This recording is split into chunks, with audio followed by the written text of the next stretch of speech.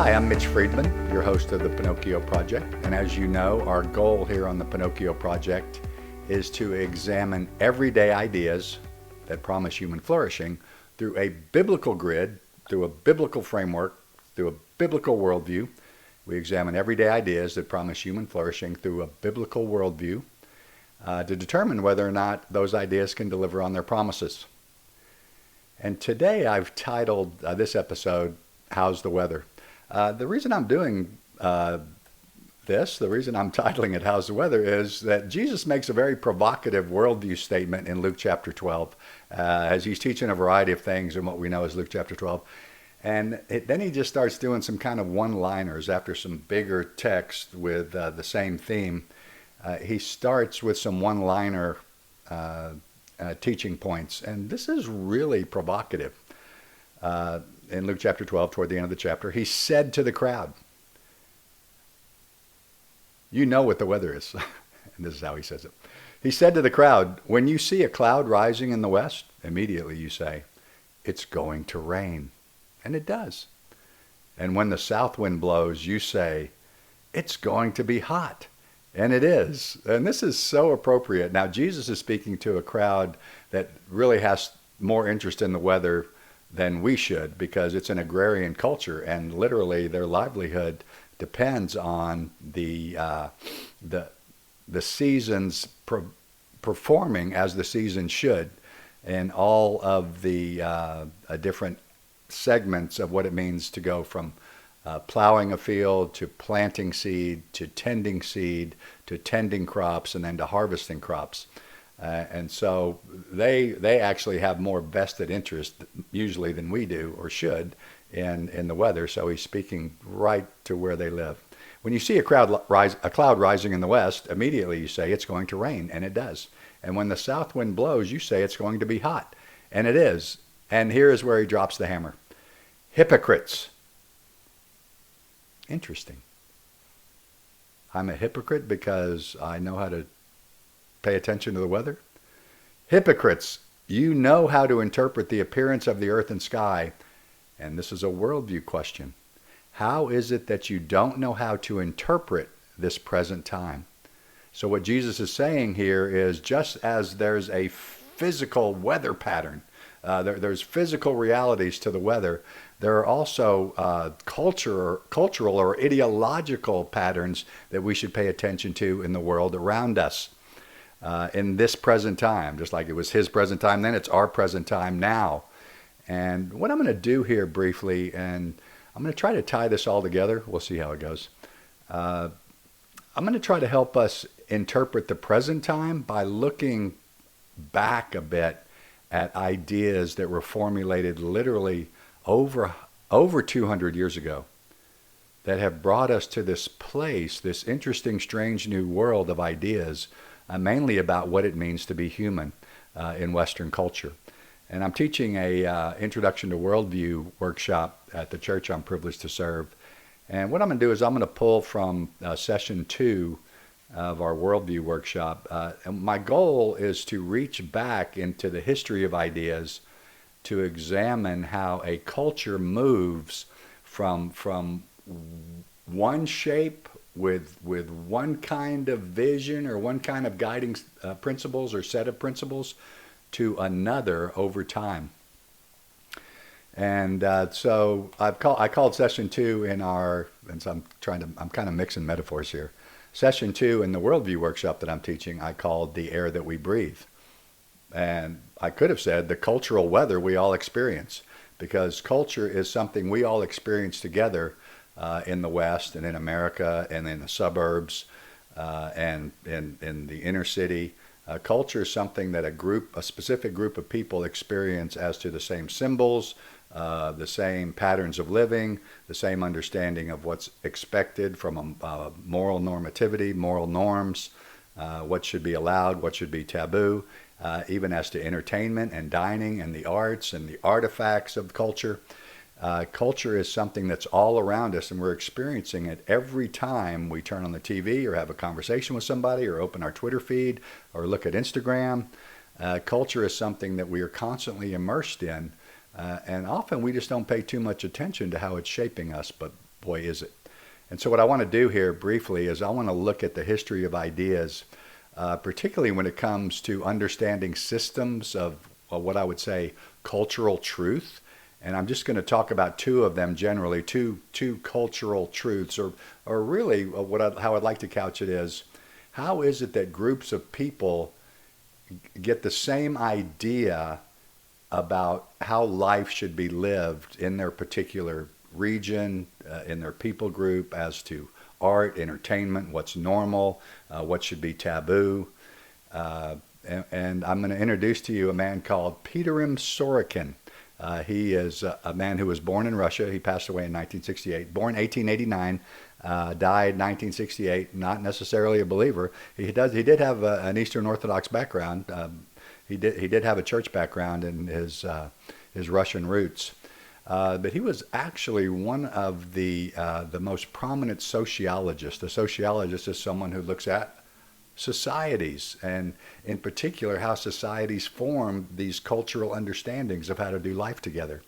Peterim, or Sorokin, I don't know how I'm going to refer to him, he was exiled from Russia when he was causing a big stink in the Tsar's life. The Tsar saw him as an unnecessary nuisance, and he was pointing out some things about what was happening in Tsarist Russia that the Tsar didn't appreciate. So instead of killing him, he gave him the choice to come to America, and he came to America. He ended up founding the School of Sociology at Harvard, and then this guy was he was an agitator, and he got kicked out of Harvard and still spent his life framing up some very, I think, appropriate understandings, not perfectly, but just some generally appropriate understandings of how people begin to form life together, like the ideas that they attach to, and how those ideas over time, as they begin to live into these systems of cultural truth, how the system either, from my perspective, degrades, or from a perspective of someone who wants the culture to move in a particular direction, they would say it improves.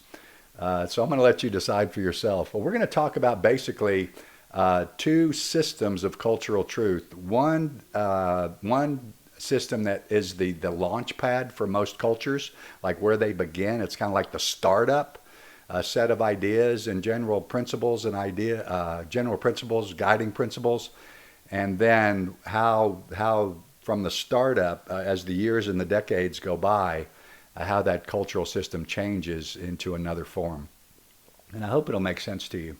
So what I would call the startup cultural idea for many cultures in the world, and this is where Peterim did a lot of his work, was he examined how groups of people came together and began to envision how life should look together, and the ideas became behaviors, and the behaviors became outcomes. And so this visionary or startup idea of how to do culture is ideational. It is a how should this thing start? And I'm an entrepreneur.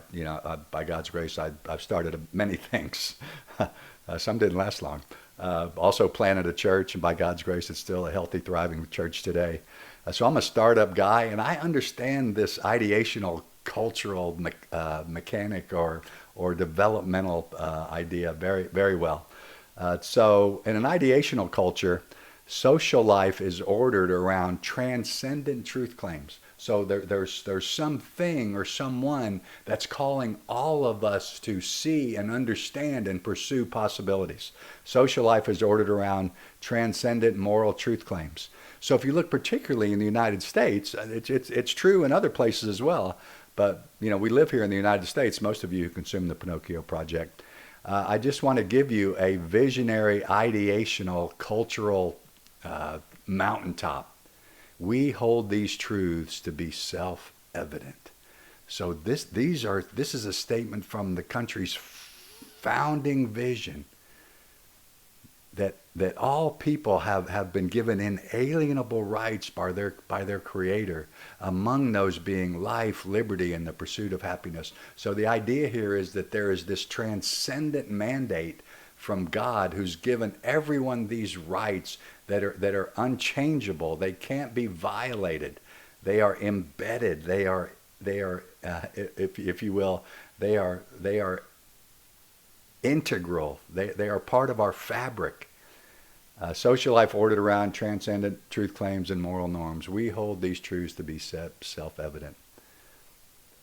And that was really the mountaintop launching proclamation in the important starting documents for this experiment in ordered liberty that we call the United States.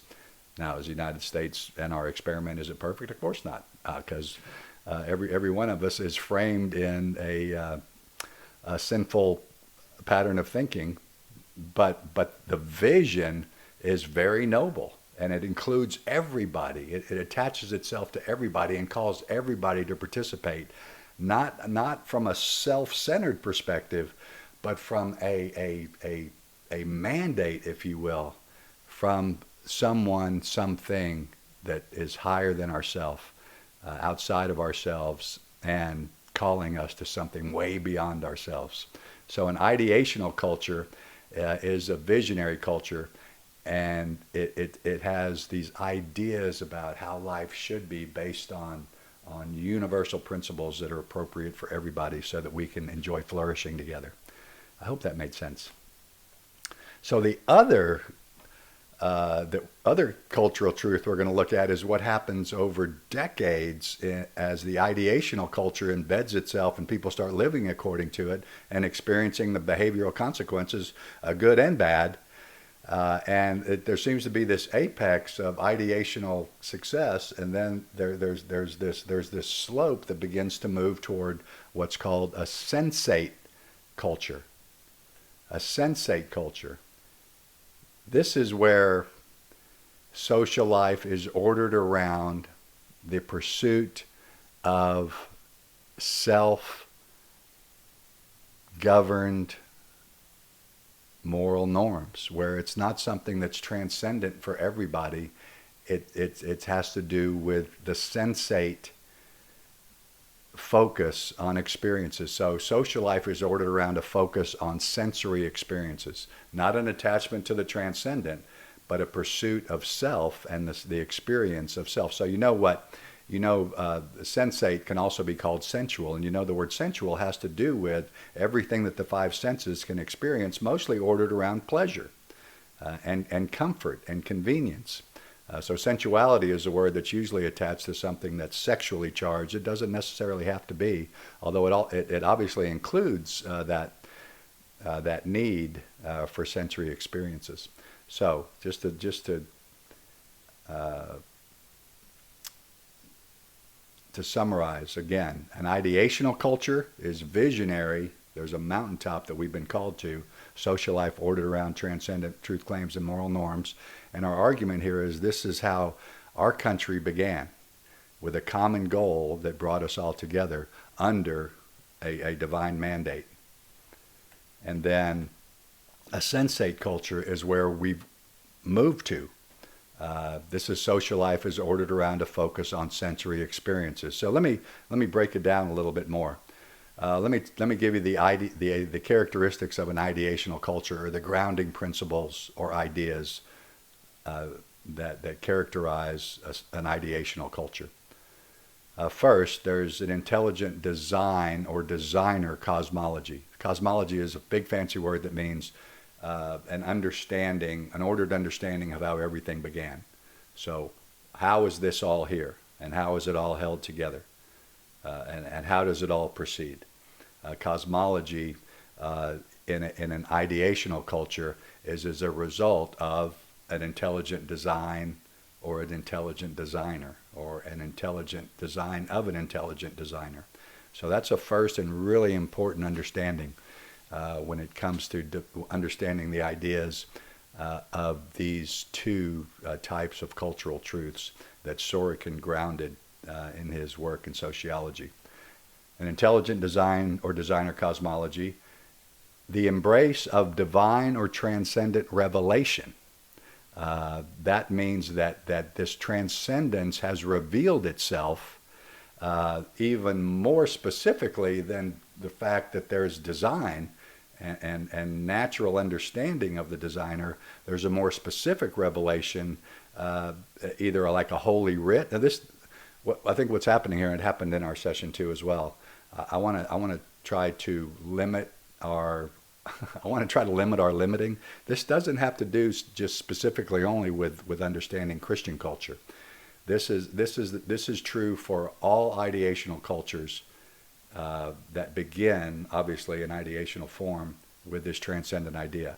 There's the broad cosmology of an intelligent designer, and then there's also an embrace of this designer making himself, herself, itself more known specifically in some kind of holy writ or holy word, or as we would say, scripture, or some kind of communication that now narrows the understanding to this is not just a designer, but this is a sort of an authority figure.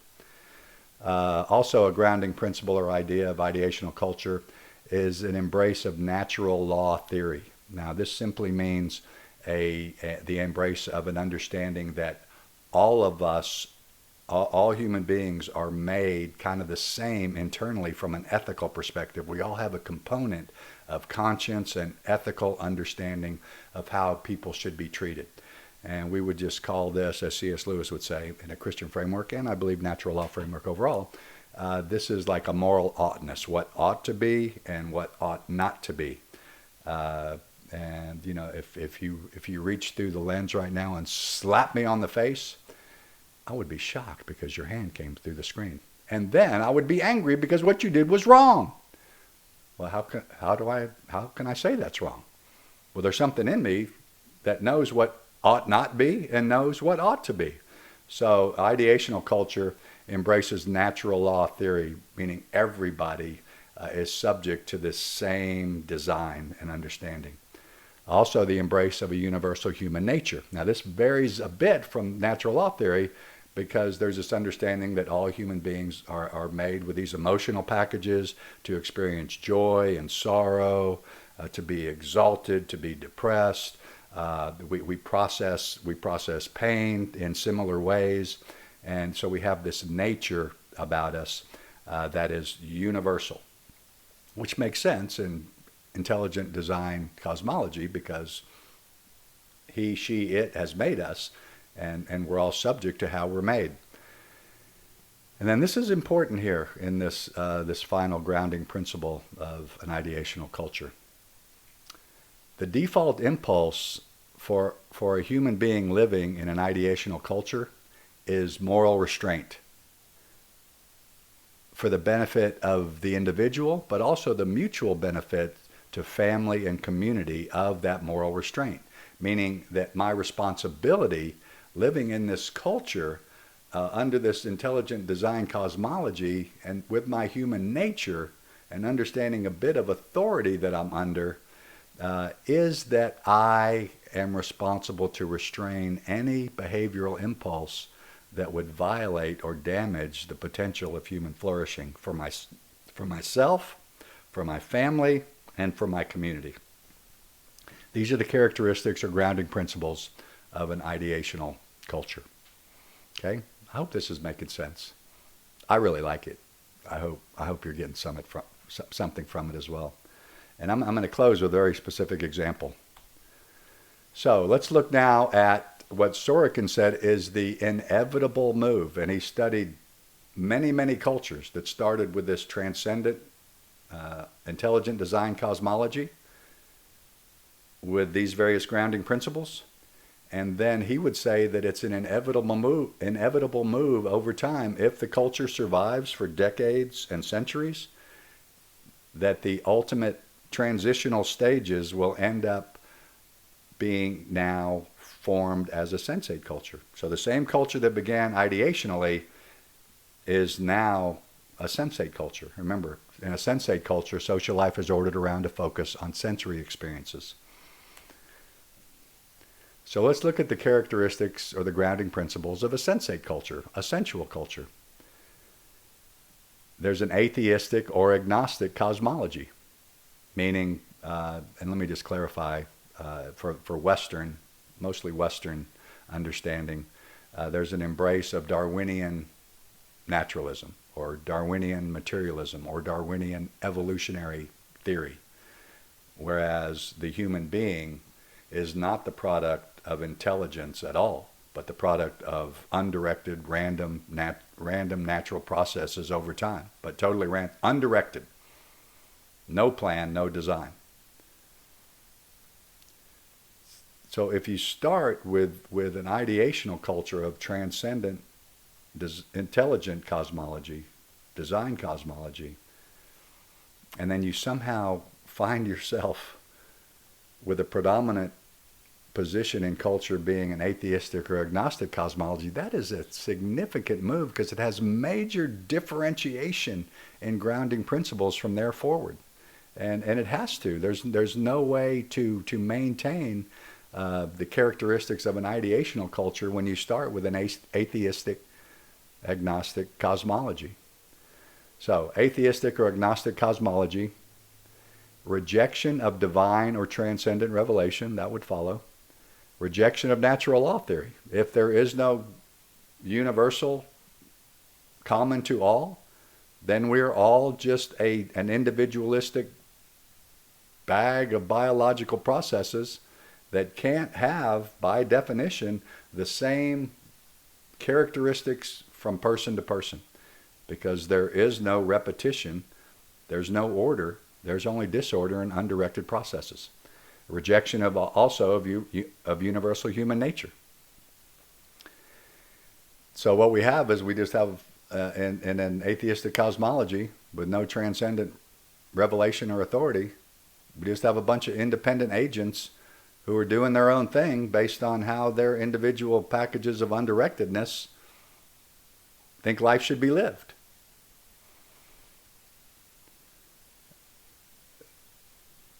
And so that's Sorokin's thesis. And he presents very good historical evidentiary documentation of how these cultures began ideationally and then proceeded or degraded into sensuality. Now, I would offer, without asking any questions, because they would all be leading, I would offer that that's exactly where we are today. We began ideationally, and we are now a sensual culture, where the default impulse is unrestrained pursuit of experiences gratifying to the senses. In an ideational culture, the default impulse is restraint of my appetites calling me to anything that would harm myself, family, or community, but that is now gravitated or degraded into a default impulse of unrestrained pursuit of experiences that gratify my senses. And just if you know your biblical anthropology, in the fall, I now have a whole suitcase full of senses that are screaming to be gratified in ways that will not provide flourishing to me, my family, or my community. And this is the air that we breathe. This is the weather. It's the cultural weather in your home, in your neighborhood, coming from your screens, in our kids' schools.